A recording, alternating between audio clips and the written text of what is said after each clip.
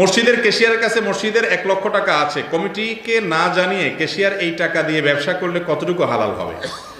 মসজিদের ক্যাশিয়ারের কাছে যে টাকা থাকবে সেই টাকাটা তার কাছে আমানত। এই টাকা কমিটিকে না জানানো, যদি কমিটিকে জানানো হয় আর কমিটি বলে ঠিক আছে আপনি ব্যবহার করেন, তারপরও তার জন্য ব্যবহার করা জায়েজ, কারণ এই টাকা কমিটির কারণ নিজের টাকা না। এই টাকার মালিক কে?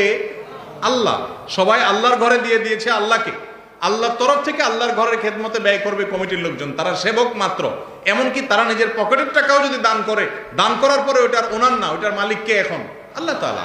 এই আল্লাহর টাকাটা তিনি কাউকে দেওয়ার এখতিয়ার তার।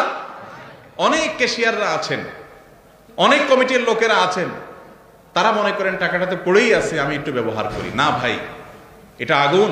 ইন্নাল্লাহা ইয়া'মুরুকুম আন তু'আদ্দুল আমানাতি ইলা আহলিহা, আল্লাহ নির্দেশ করেছেন আমানত যেন রক্ষা করে। লা দীনা লিমান লা আমানাতা লাহ, ওই ব্যক্তির কোনো ধর্ম নাই, ঈমান নাই যে ব্যক্তির আমানতদারিতা নাই। আপনার কাছে এটা আমানতের টাকা, এটা আপনি খরচ করতে পারবেন না। এটা যেভাবে আছে সেভাবে রাখবেন। প্রয়োজনে শুধুমাত্র ওই মসজিদের কাজে আপনি, কমিটি যখন সিদ্ধান্ত নেবে সেই অনুযায়ী খরচ করবেন ভালো কাজে এবং মসজিদের কল্যাণে। আপনি নিজের কাজে সেটা খরচ, কমিটির লোকজন যদি বলে যে আমরা হাওলাত দিয়ে দিলাম মসজিদের টাকা কাউকে, এই এখতিয়ার কমিটির নাই, কারণ এটা তাদের নিজস্ব টাকা না। কথা কি বুঝাতে পারছি?